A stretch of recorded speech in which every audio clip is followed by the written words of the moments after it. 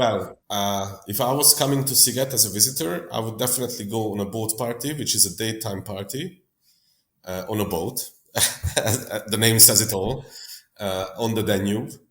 And because Budapest is a city where you see the most beautiful scenery from the water. And combine this with a party is really something which is worth doing. So that would be one of the advices, because the boat parties are really something very special and very unique and show a lot from the city. Also, I would definitely take the time to go to one of these beautiful and famous spas of Budapest. Széchenyi is the biggest. We have a special Budapest card with Sziget together, and this is a great opportunity to go for free. Welcome on Destination Est, the podcast of holiday to highlight trends as well as cultural and societal issues in the regions of Eastern and Central Europe. My name is Thibaut Boudot. I am the founder of Credit, and I invite you to travel with us from Greece to Russia via the Balkans and Central Europe. Far from the clichés and stereotypes that many make of it, we will break down this cultural iron curtain that still separates Eastern and Western Europe, as our countries and regions are teeming with positive initiatives. Before we start our journey, let's answer everyone's question: what does Haide mean? It is a word borrowed from Ottoman Turkey, widely used in our countries, that means let's go, so buckle up and get on board with us towards Eastern and Central Europe. Hi Tamas, how are you? I'm good, how are you, Thibaut? Great, thank you so much. So can you present yourself and tell us what is your job? Yes, my name is Tamás Kádár and I'm the CEO of Sziget. All right. So yes, you are the CEO of Sziget Festival. Can you tell us more about the history of the Sziget Festival? Yes, so Sziget was founded 1993, long time ago. It's placed in Budapest, which is the capital of Hungary. Budapest is a beautiful city, and the festival is located in the heart of the city. So it's a great location and it's a great festival. So how did you get to the position of CEO of one of the biggest festivals in Europe? Well, I'm with Sziget for almost 11 years now. So I joined later, not at the beginning already. Actually, as a guest, first time I was on Sziget in 1995. Throughout these long years, I had a lot of connection with the people organizing Sziget and with the owners. I was managing a radio station, which was always present at the Sziget Festival. I was also part of an advertising agency, which was the agency of Sziget. So after a while, the owners came to me and asked me to join the team. To be very honest, the first time they approached me, I said no. Okay. But then we discussed a lot and we jumped into the details and we discussed all the plans they have with the festival, and they convinced me to join the Sziget team, which was, I think, one of the best decisions of my life. All right. So yeah, you were a journalist before that. I think a lot of... I studied as a journalist, but I was mainly managing companies and operational stuff. So not really a journalist as you are. Okay. All right. So in a few weeks, there will be a new edition of Sziget Festival in Budapest. After 2 years of COVID, what can we expect for this new edition? Well, first and foremost, we're back. And I think that's the best news we can have, is that community, the whole feeling of Sziget and the whole atmosphere is coming back. And this is the best news we can have. And I think all the visitors who will visit Sziget this year will enjoy this big comeback, because, it's not only a music festival with concerts. It's really something special, which is hard to explain if you if you never experienced the atmosphere of Sziget. But it's really a community. It's like having 90,000 friends on an island. And this is going to happen after 3 years. So we are really excited now. And what are the main artists that you will have this year? Well, this year we have a very interesting and very powerful lineup, from Justin Bieber through Stromae, Dua Lipa, Luis Capaldi. So a lot of different genres on a lot of venues, because as you probably know, Sziget has not only a main stage, but we have 60 venues across all over the island with all kinds of genres. We will have a new stage, which we never did before, for hip hop, rap, R&B, and urban styles. So there will be a huge, it's a mass of artists who are gonna come to Sziget this year. Yeah, actually, I was in Sziget in 2008 and 2009. It was my first experience in festivals. I was 18 or 19 at that time, and it made me discover the festivals and Eastern Europe, and that's why I fell in love with Eastern Europe. And I know that you have a strong French community at the festival. Yes, we have. And you have also a lot of artists that are coming from France, like Woodkid this year. Yes. Stromae is not French, but he sings in French. They speak French. Yeah. Yeah. Do you know why is that? Why you have a lot of French at the festival? Well, it has also a history in a way. So basically, Sziget became very international around 2010-11. First, of course, the Dutch came because they are always the first, exploring new territories all over the world. But very soon, the French community found Sziget as its own hidden gem. And more and more French people came, which made us very happy. I think it's because of the approach we are having. So it's as I said, it's not only about music, but all kinds of art forms. And we all know that French people are open to all kinds of art forms and happy to see new circus or theater or anything which is related to festivals, but not necessarily can be found on every festival. And this specialty, which is there at Sziget, is something which seems to have a good reaction in the French community. Yeah. So since 2008, I guess a lot of things have changed at the Sziget Festival, also in Europe and in the world. Do you know what have changed? I mean, I know that there is a strong LGBTI community that is coming also to Sziget Festival, and you are doing like a special scene.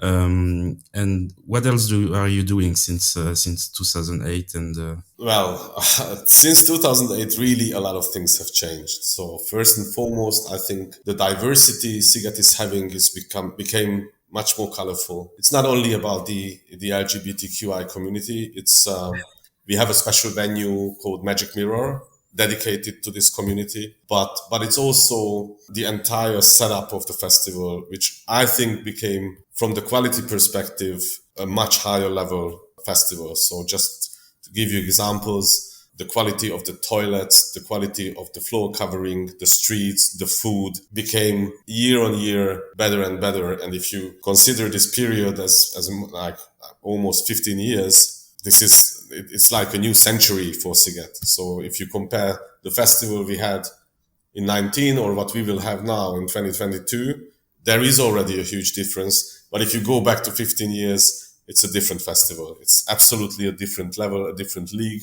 Honestly, Sziget became, in my view, one of the top 5 festivals in Europe throughout this period. And we had to invest a lot in programming, in quality, in look and feel of the venues, and in the decoration of the festival.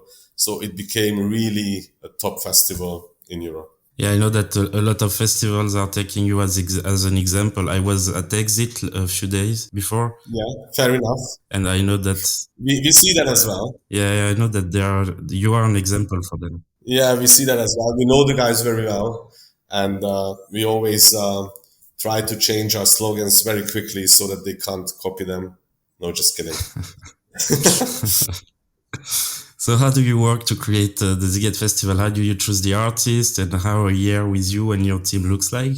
Well, we have a very small team throughout the whole year. It's about 32 people. And this team is preparing all the programs, all the technical execution, and basically everything, the partnerships, the booking of the acts. So everything is done and prepared by this team. And then as we come closer to the festival, of course, the team gets bigger and bigger. And at the end, throughout those 6 days when we have the festival going on, we have almost 10,000 people actually working for us at the festival site. All right. And how do you choose the artists?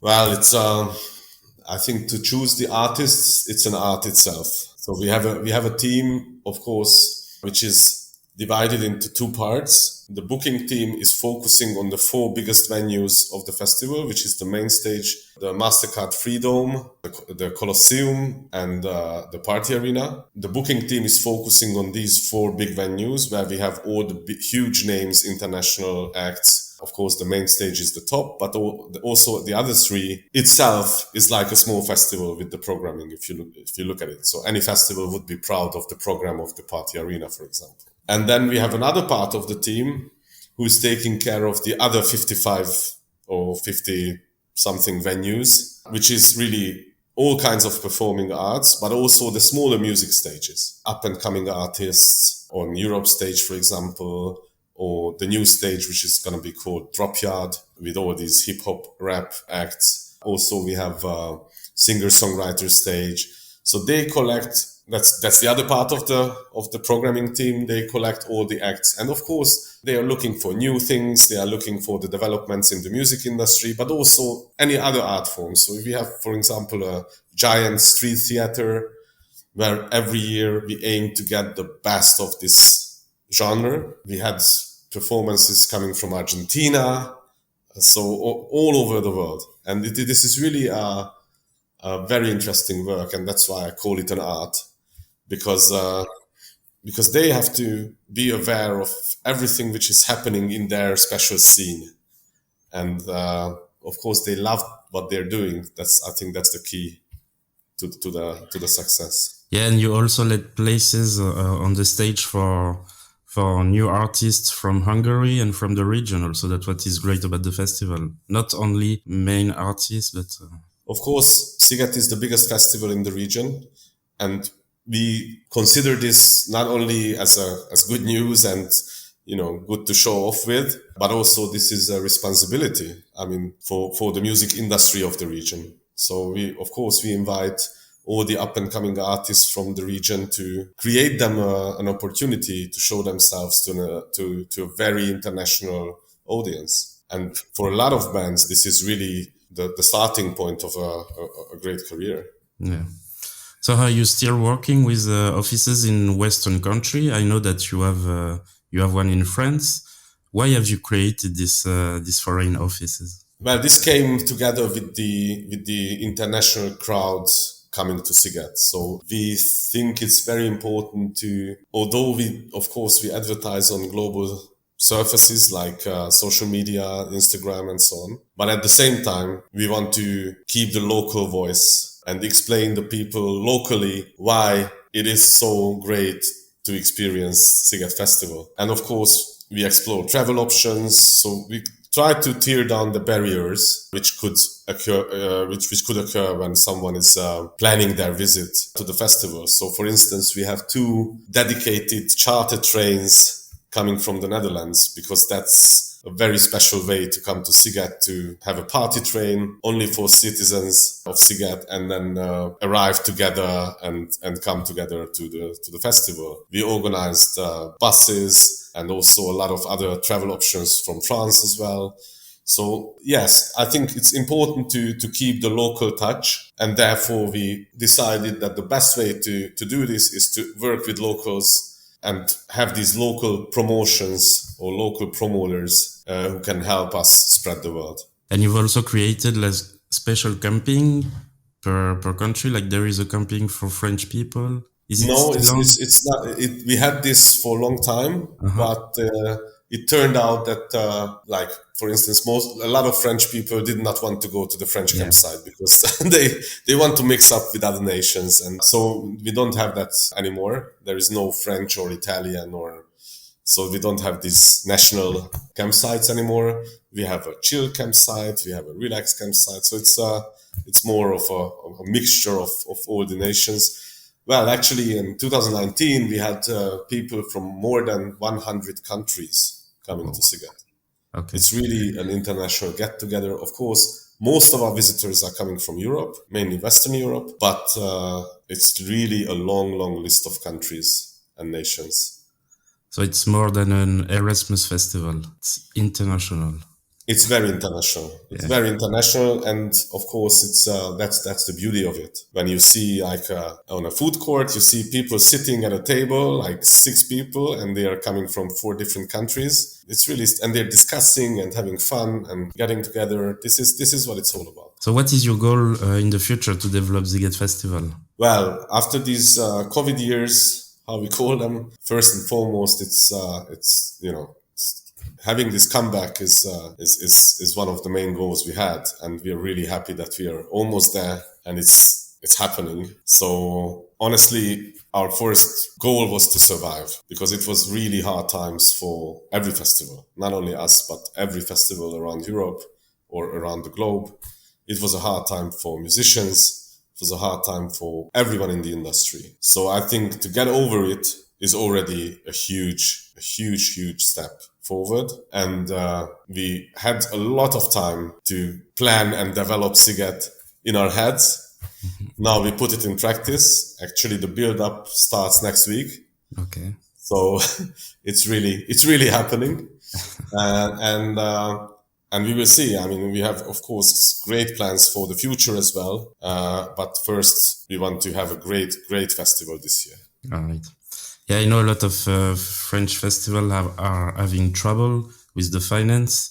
Do you think you will have to think about a new kind of business plan for festival in the future? No, I think there is no need for a new business plan. It's the point for most of the festivals is to survive this period, and I strongly believe that this season is not the first season of the new era. It's really the closure of the COVID era. So no one should expect earning back all the lost money in one edition. This is not going to happen. This is not how it works.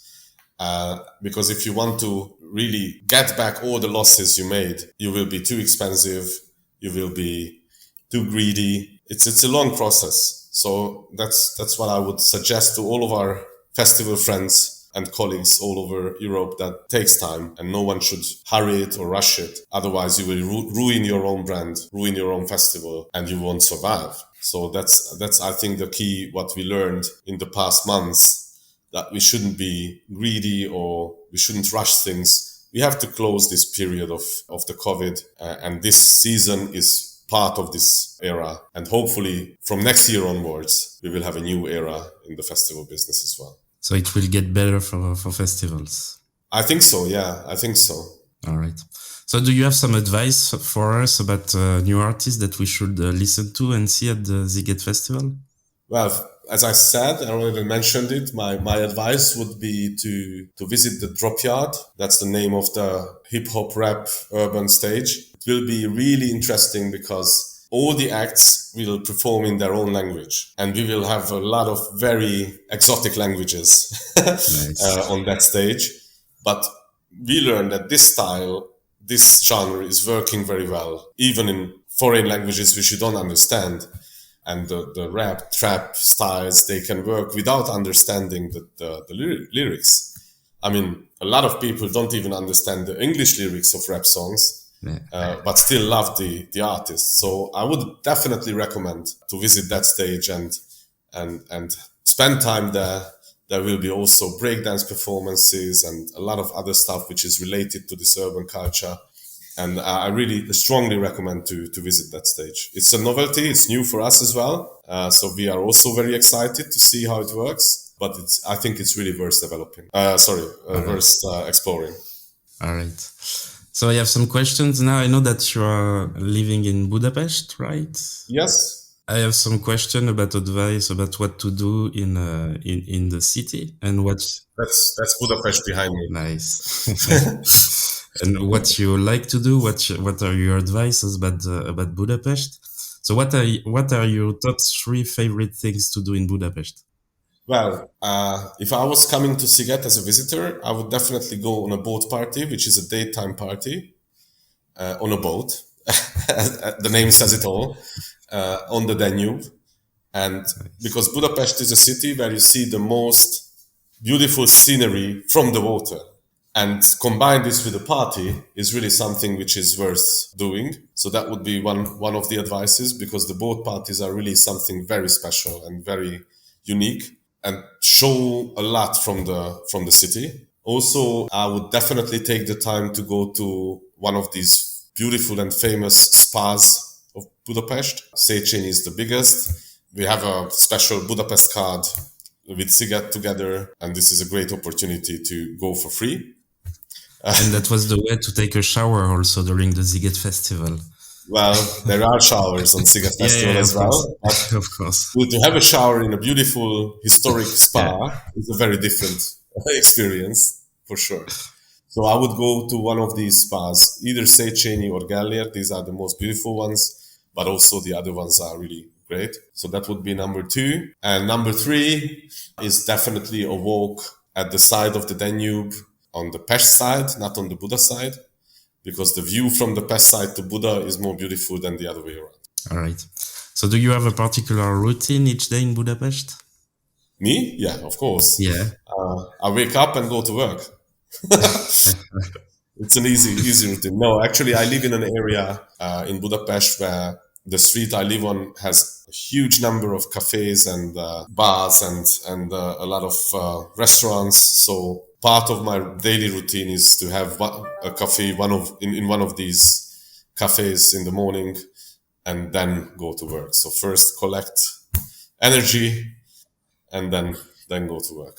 All right. So what are your recommendations about place to go in Budapest, such as a venue or a festival, except Sziget?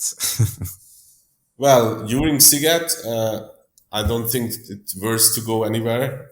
I'm very honest, because the programming of these venues is really focused on the Sziget Festival. But in other times, if I were in Budapest, I would visit Aquarium, which is in the heart of the city. It's a great location and has great programming, especially in the winter time. But also we have parties which are called Sparties in Széchenyi bath. So it's really a very special experience to combine a great party with this historic spa experience. All right.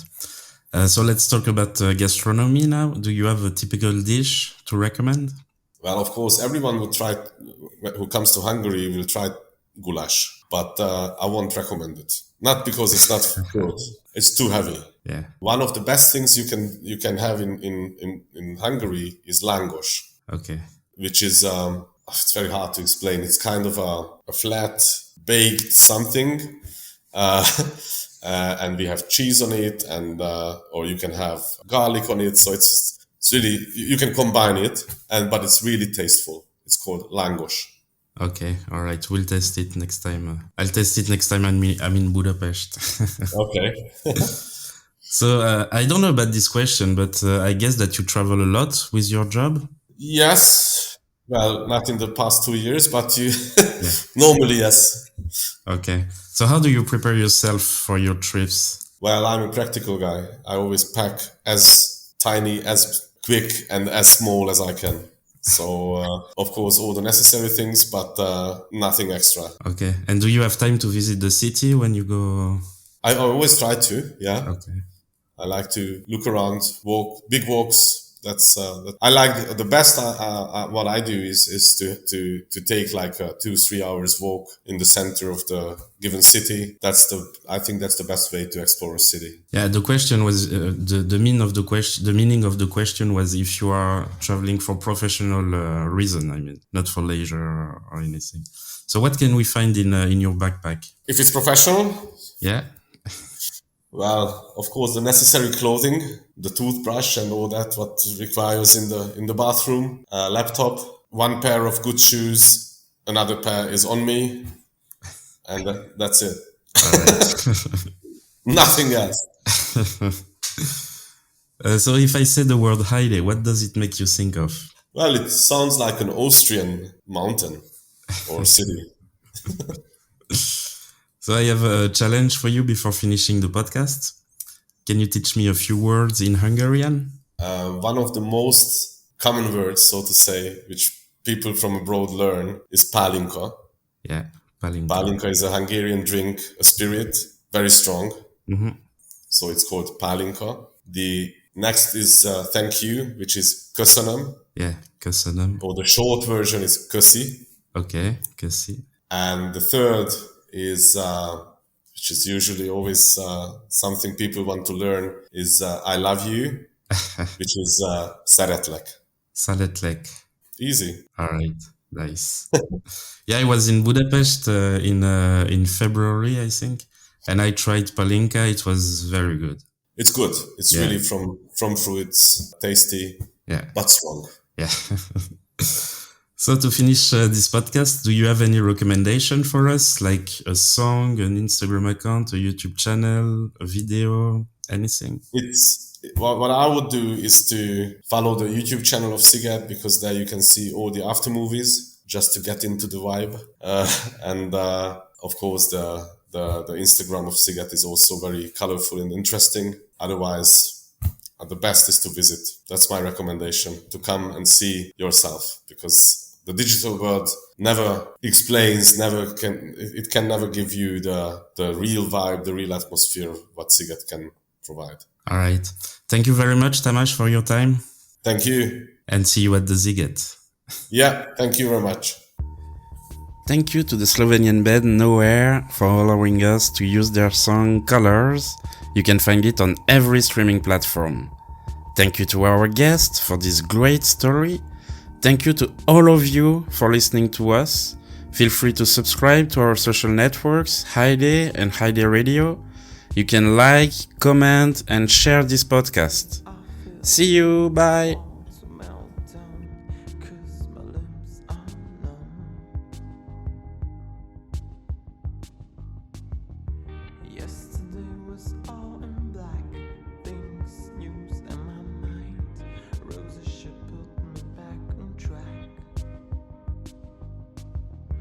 Feel the cement might be yellow when sunbeam touches